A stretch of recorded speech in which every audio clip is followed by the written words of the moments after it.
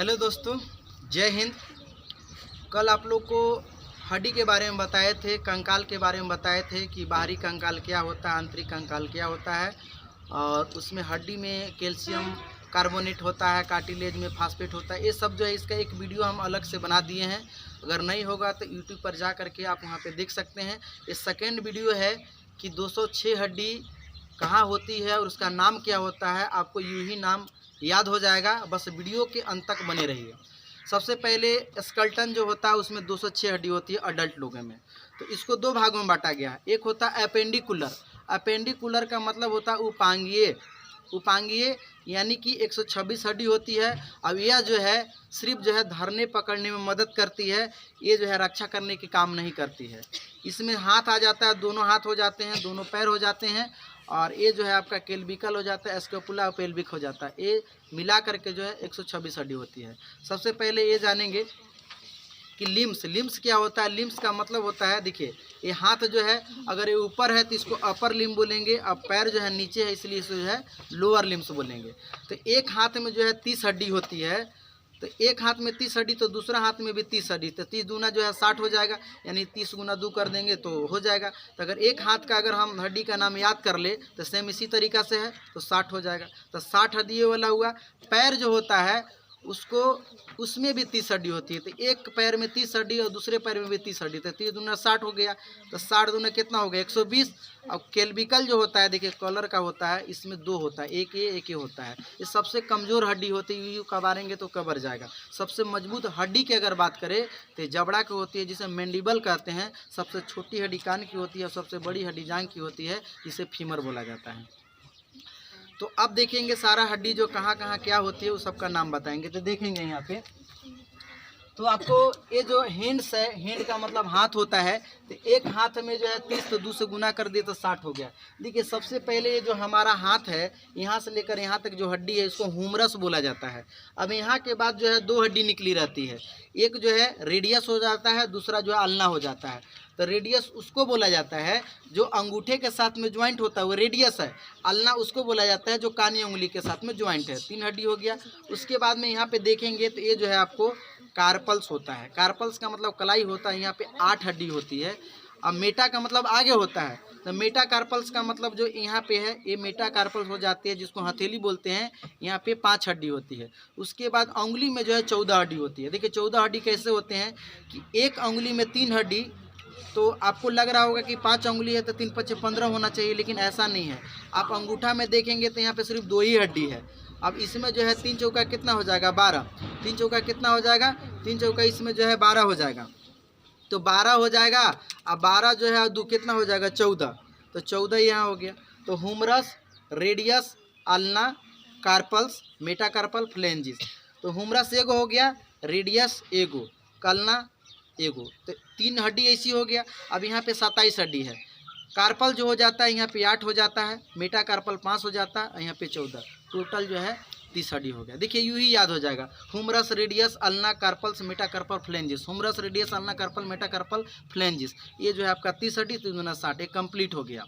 दूसरा में पैर की बात करते हैं, तो जो पैर में है तो सबसे बड़ी हड्डी जो है फीमर होती है, इसे जांघ की हड्डी बोला जाता है। इसको हिंदी में उरु बोलते हैं। उसके बाद में जो चक्री होता है उसको पटेला बोलते हैं। ये जो है आपको पैर जो होता है मुड़ने नहीं देता है, पटेला होता है, चक्री हो जाती है। टिबिया नामक हड्डी होती है, यहाँ पे 2 हड्डी निकली रहती है। तो टिबिया जो होती है सबसे बड़ी हड्डी होती है, उसको सहारा देने का काम जो है फेबुला करता है। तो टिबिया हो गया यहाँ पे और फेबुला हो गया। टिबिया को चमकीली हड्डी भी कहा जाता है। इसमें देखिए कार्पल साथ, इसमें जो है आपको टार्सल आ जाएगा। पैर का है तो टार्सल और हाथ का है तो कार्पल्स। तो यहाँ पे टार्सल जो है यहाँ पे 7 हड्डी ये हो गया। तो 1 2 3 4 हड्डी हुआ टार्सल। तो यहाँ पर भी जो है आपको 8 हड्डी होना चाहिए था, लेकिन एक जो है पटेला बढ़ गया, जो कि इसमें जो हाथ में जो है इसमें हड्डी नहीं थी, और यहाँ पे जो है हड्डी थी। तो टार्सल में 7 हो गया। मेटा का मतलब आगे होता है, तो मेटा टार्सल 5 और मेटा कार्पल्स, कार्पल्स में भी 5 हो गया और मेटा टार्सल में भी 5 हो गया। फेलेंजिस में 14 हो गया। तो यहाँ पे देखेंगे कि 1 2 3 4 हुआ, 7 4 11, 11 और 5 कितना हो गया? 11 5 16 और 14 30 हुआ। तो 30 दूना 60, 60 दूना 120, ऐसी फरिया गया। और ग्रिडल किसको बोला जाता है? ग्रिडल उसको बोला जाता है जहाँ हड्डियों को ज्वाइंटिंग होता है। तो देखेंगे ग्रिडल जो होती है एक केल्विकल जो होता है देखेंगे, इसको हंसली बोला जाता है। एक हड्डी यहाँ होता है, तो इसको केल्विकल बोला जाता है। सबसे कमज़ोर हड्डी होती है ये। अपर इसको ग्रिडल बोला जाता है क्योंकि ये जो है ऊपर में है। उसके बाद में स्कोपुला हो जाता है, जिसको हम लोग इसको हिंदी में अंश मेखला बोलते हैं। एक हड्डी हो जाती है तो 2 दूना 4।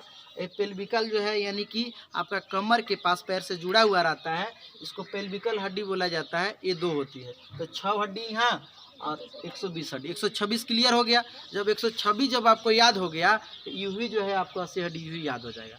अब देखिए एक्सियल क्या होता है कि नाजुक चीज़ों की रक्षा करने का काम करता है। जिसे देखेंगे कि जो हमारा ये रिब्स है, पसली छाती है, इसमें हम लोग कहते हैं कि ऐसे मारते हैं, तो ऐसे मार जो रहे हैं तो इसकी जो सेफ्टी देने का काम कर रहा है, रक्षा देने का काम कर रहा है, वो आपका रिब्स कर रहा है। क्योंकि रिब्स के अंदर में क्या है, लंग्स है, हार्ट है, किडनी है, लीवर है, ये सब सारा जो है अंग है, सॉफ्ट अंग है। अगर इतना मारेंगे और रिब्स नहीं रहेगा तो यूं जो है डेड हो जाएगा ये।